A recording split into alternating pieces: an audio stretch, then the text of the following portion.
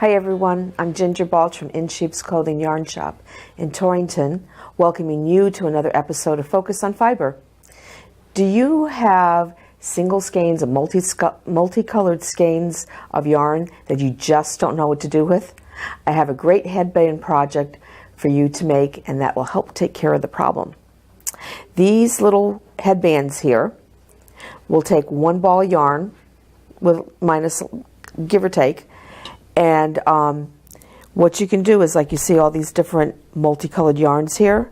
It's a great, because sometimes we end up like with an extra skein left over from another project, and you don't know what quite to do with one. This will take care of it for you. So all I did with this was, depending on the weight yarn that you have, I put on 88 stitches on about a size 8 needle, about 4.5 stitch to the inch yarn. But if you have different weight yarn, what you could do to kind of figure out what you could do is just look at a basic hat pattern for the weight yarn that you have, and whatever that ribbing is for the brim is what you could start with, was what you can cast on for. So what I did, as you can see, is there's ribbing at either end of the headband, and then what I did was the stripes. Well, here, see, I don't have anything on the other side because I wanted, except for this little stripe here, but I didn't put any of the floral embellishments on it. But you could just let the stripes do its own thing and just do a striped headband. But I never like to leave well enough alone, so I like to kind of embellish a little bit. So I decided that Lazy Daisy flowers would be kind of a fun thing to do. And this little chain stitched embellishment as well.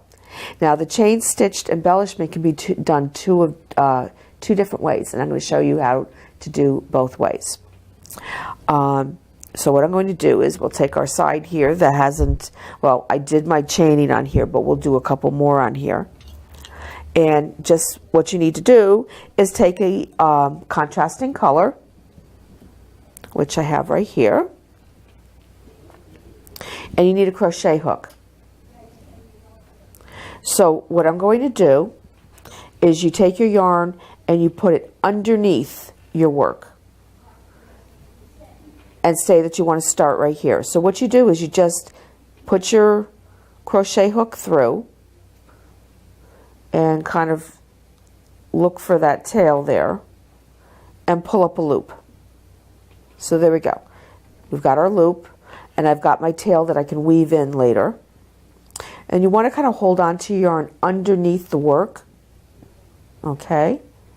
And then a couple stitches out. You can decide how short or long you want your chains to be. But you just put, so I'm just going to go over a couple of stitches, and I'm going to push my hook down through the center of one of my knit stitches. And then when I do that, I'm going to pull up, sometimes you have to kind of hunt around for where that yarn went to, pull up a loop of your yarn. And there we go. Okay. So now you have 2 loops on your crochet hook. So I just pull that second loop through the first one. There we go. So see, there's a single chain. So now what I'm going to do is just skip a couple more knit stitches, push my needle down through, find that piece of yarn. After a while you get kind of a rhythm of carrying the yarn underneath, and pull up a loop. There's my other loop, and now I'm going to pull that through, and see how I start getting the chain. And you're just going to keep repeating that all the way around, well, all the way across your work and around the headband. Now that's another thing too, is I did these headbands. You could do them on a straight needle if you want, and then have a seam. I'm all about let's not sew if we don't have to. So I like to take my little circular needle, 16 inch. People are always asking me, are you sure 16 inch? How is that possibly going to be big enough for me to go around somebody's head? So but it is. And I always have to say, just trust me, because if you try to use anything bigger than this, like a 24-inch circular, you're going to have a tremendous hat, or the stitches that your pattern calls for are going to be so stretched around that needle that you cannot possibly do it. So just take my word for it, 16-inch circular needle, because that's what I used for both of these headbands. And if you have, you know, the more stitches you have on there, they all scrunch down on your needle and you're great.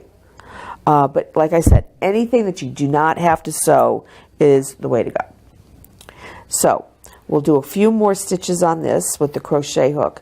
Now, another thing that this reminds me of is when I'm, if you've ever done rug hooking, it's very, very similar to rug hooking, is putting your hook down through, because you're always pulling up your, either your fabric strip, or if you do yarn for this, you're always pulling it up from the bottom. So you just want to grab it. There's my 2 loops, and you want to pull it through. And again, I put my hook through, down through, and I catch the yarn, I pull it up, and I pull it through. And you want to make sure that you don't do it too tightly, because if it's too tight, then your headband won't stretch. And you want to make sure that it stretches when you put it over your head. So I'm going down through. I kind of find like I keep my yarn between my fingers underneath the headband, and that kind of helps keep it in place so I can find it, and also helps to tension it. So I'm pulling it up like that, and then pulling it through. And you can see how I'm getting a very nice little chain. The other thing that you need to do as you're doing this too is just to another thing you might want to do is just to put some pins in place as you go, just to make sure that you're keeping it centered, because it's really easy to go off a stitch or two and start to kind of have like a little zigzag going on instead of a straight line. So I'm just going to pull that too. So we're just going to do a few more of these so that you can really see. And I like to kind of pull my hook up a little bit so that makes sure that it's long enough and that doesn't get too tight. And just pull it down. And better to make your stitches a little bit on the bigger side than smaller. Just personal preference, I guess. But you can see that. You can really see how nice that that chain is showing up. And then when you're done, let's just say that we're done with this. What I would do, I don't have my scissors, so we'll just break the yarn off. There we go. Nice thing about wool is you just pull it straight up like that, and then take your needle and just pull it down through. Now when I'm doing this, I like to have a blunt needle and I like to have a sharp needle. So what I would just do is I'll pull this down close to where the stitch is, pull it down through, holds that stitch into place, and then what you can do is just weave it in on the wrong side back and forth so it doesn't come undone. But you just want to do that all the way across. Now, another way to do this, and I'm going to do this with my blunt needle. Sharp is great if you want to weave and you want to be able to make, because I like to go through my stitches. I'll go through a few stitches and then go back through the other way, because then when you pull on it, it actually tightens on itself rather than coming undone if you use a blunt needle and it just kind of goes through the loops and not the stitches. So now, to do a chain stitch, basically it's embroidery. So what I would do is I'd have my yarn, again, come up through the bottom. Now you can leave a tail if you want to weave it back and forth, or you can also, if you decide that you want to line this, you could put knots in it. Just make sure that it goes through the yarn, through the stitch, so that the knots don't go popping through your knitting. That's why it's usually best just to go ahead and weave them through. Okay, so now what I'm going to do is kind of go backwards, go the opposite direction. Is what I'm going to do And this is the whole premise also of the lazy daisy stitch, which is what we'll get to after too. So now I have the yarn in, and with my thumb, I just want to kind of push it to the side, to the left here. Take my needle, and I'm going to go back through where the yarn came out of. So I go in, and I'll go down a couple of stitches, depending on how big we want this to be. And now what I do is I pull my needle through, and you see how it's creating this loop. So it's creating a loop. I kind of pull it up a little bit just to kind of size it down. And now I'm going to pull it out to the side again, put my needle back in where that yarn came out of, come up, I kind of like to tug it up just a little bit, just to kind of snug it. There we go. And again, pull it to the side, back down where we came from,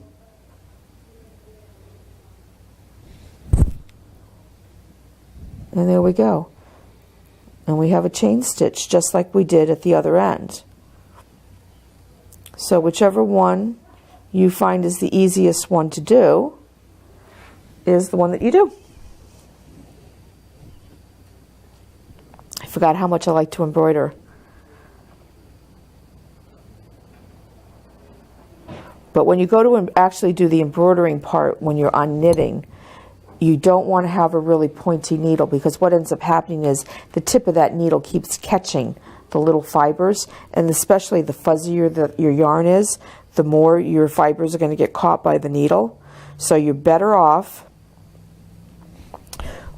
with a nice blunt needle like what I have now. I happen to love these needles. These are called chibis, and as you can see, they have a nice little bent tip. And those they're great for seaming. They just help you get in there and just pull up that stitch nice and easy. It's just right there. When they say having the right tool for the right job, this is it. This is the perfect tool. So as you can see here, I'm going to end up meeting my other chain. But there we go. Nice, neat chain. And now I'm already attached, so what I'll just do is take this needle and go down through. There we go. And then just weave it in, and we're all done with that. So now we're going to take that chain stitch and we're going to translate it into the lazy daisy.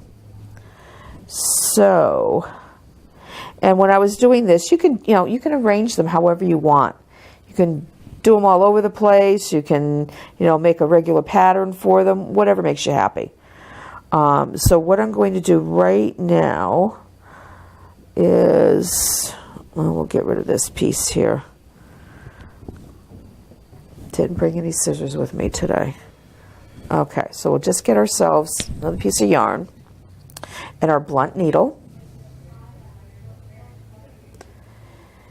And now for the lazy daisy. Let's find ourselves a nice piece. Actually, what I'm going to do is just undo a couple of these stitches so I have a nice big place to work. Oh, there we go. All we have to do now, when you chain it, when you do the crochet hook and chain, here we go. Nice and easy, unchains itself. You're done. Okay, so now for the lazy daisy. Now I did some half daisies because I had them, as you can see, leaning up against the chain stitch, and then I did some full size ones. So I'll show you how to do the full size one. So what you want to do is you want to go into the center of your work. Okay. There we go. And I'm going to turn this around because I want this to be on the brighter color that you can actually see here. Okay, so now my hand is underneath to hold my tail down. Again, what we're going to do is put the yarn to the side and go down where we came out of. And then your needle is going to come up the length that you want your lazy daisy to be. or the petal of your flower. And you always have to make sure you get that tail out of there. And then what you do is you just pull it up just like you did with the chain stitch. Okay? Now what we're going to do is, because we're not doing a continuous chain, is we're just going to take our needle and basically tack that chain down into place. There we go. So see, it's not going anywhere now. So now we'll do 4 leaves, makes it nice and easy. We just want to come back up from where we started with our first one. And what you can do is just go straight across, which makes it easy. So you pull your yarn to the side, okay? Go back down where you came from and go the length that you want to go and come up.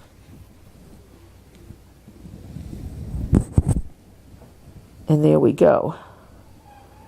There's that little chain. And we're going to tack that down with a single stitch, going back over that chain. So there's our 2. And then we're going to come back up. And now we'll do our third one. We'll just move it over a little bit. Just get that yarn out of the way. Go back down where we came from. And up.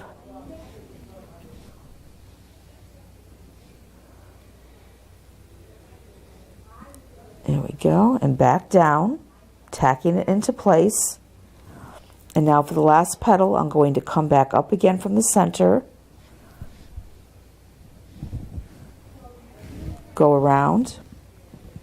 Back down where we came from.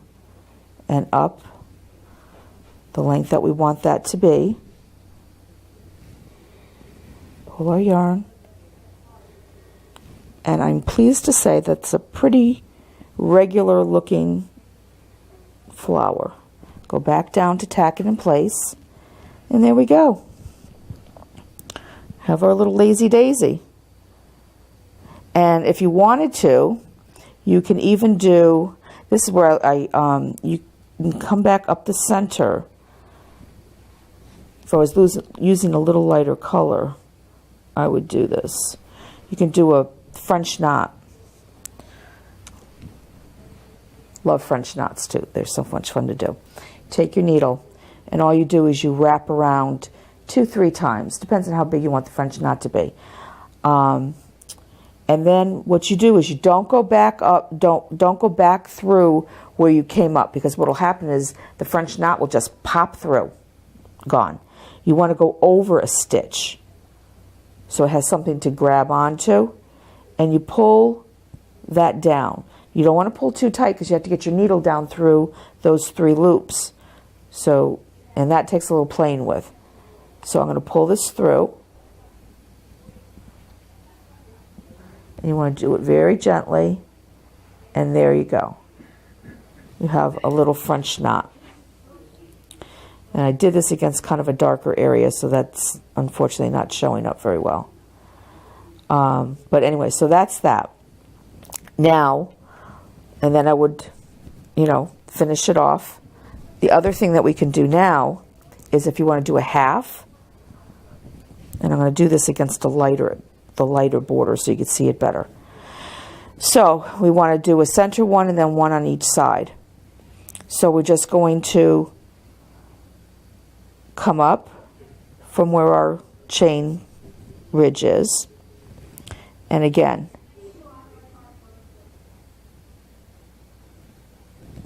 whoops, I did that wrong. I was thinking that didn't seem quite right. Okay. Here we go. No, okay, so what I need to do is go around, come back down through where I came up, right underneath the ribbing, and do our chain. This one didn't turn. Okay, there we go. And then come back down to tack it in place. Okay. All right, so now we're going to pack up where we started and go back down through and come up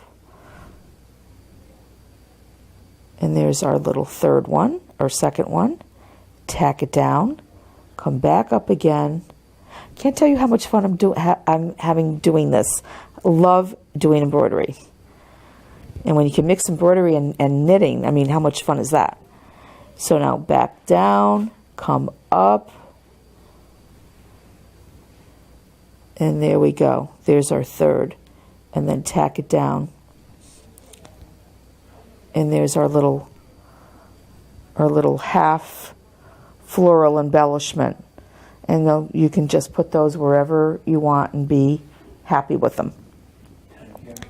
Now, the other thing is you can do this, embellish it, and be great. Now, some people really, have a problem. They feel that it's too itchy around their faces. So what you can do to get around that is get some fleece. And then you can line the inside. It's also a great thing too if you're making hats and people have a problem with them against their faces. You don't have to line the entire hat. You can just line the edge right here where the ribbing is, and just where the skin's going to be, like this much. So that's what I did with this one. Makes it even warmer. But what I did was I chose some fleece, some nice fleece, and I cut it to fit the inside. I didn't want it going all the way to the edge just because I didn't want to. I don't have a problem with the fiber against my skin. But so what I did was I just sewed it. And the nice thing about fleece is you don't have to worry about turning it under because it's not going to unravel. So you just cut it, sew it, don't worry about the edges. So I just sewed it along one edge all the way around, did the other one, and then what I did was with the join, part of me wanted very, very much was to sew it down. But then I figured, you know what? This is going to be moving. When you put it on and it stretches, probably let's leave this open so that it can gape open a little bit and give you a little bit more room. So I'm not going to see the inside of it anyway, so I'll just let it go and we'll just leave that alone and just don't tack it down. But it's tacked everywhere else, so it'll be nice and cozy, even a little bit warmer. And you can find all different color fleeces to match the insides of your headbands. But there you go. And another thing that I also discovered when I was doing this, if you kind of look at them, you have your cast on and you have your bind off. And you kind of can't help that it wants to go in a little bit when you, is it cast on or bind off? I think, no, my cast on was great. It was when I went to go bind off. It just seemed that the ribbon didn't go in quite as much. And I know I'm being really fussy about this because once you put it on, you're never going to know the difference.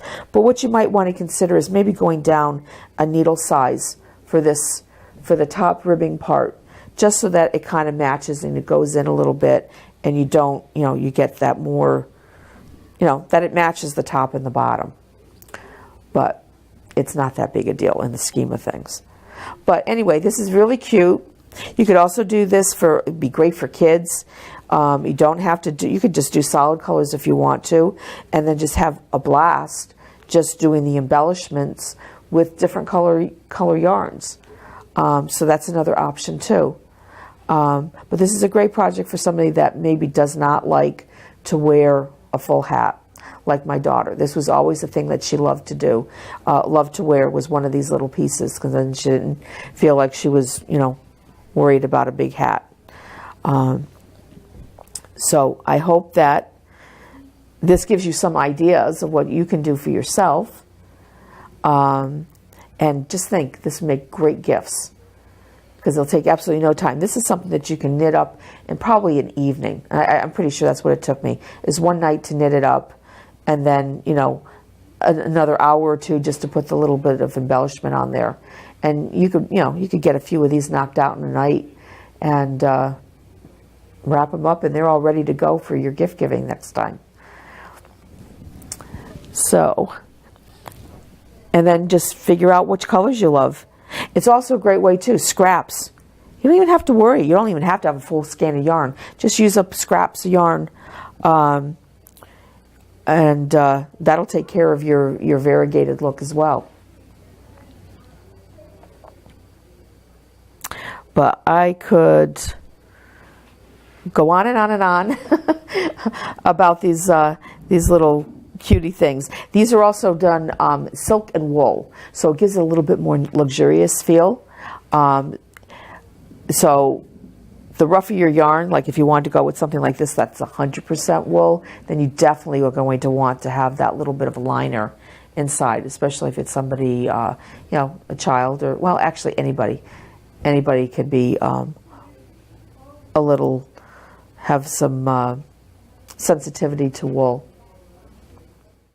I just want to thank you once again for spending this time with me, and I hope that you enjoy making this fast and easy project. And in the meantime, make sure that you find time to focus on fiber. See you the next time.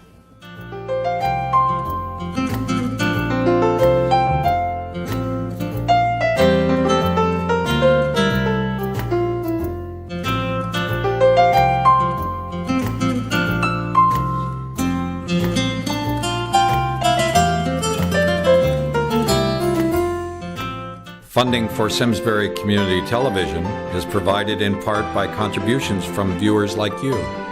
Thank you.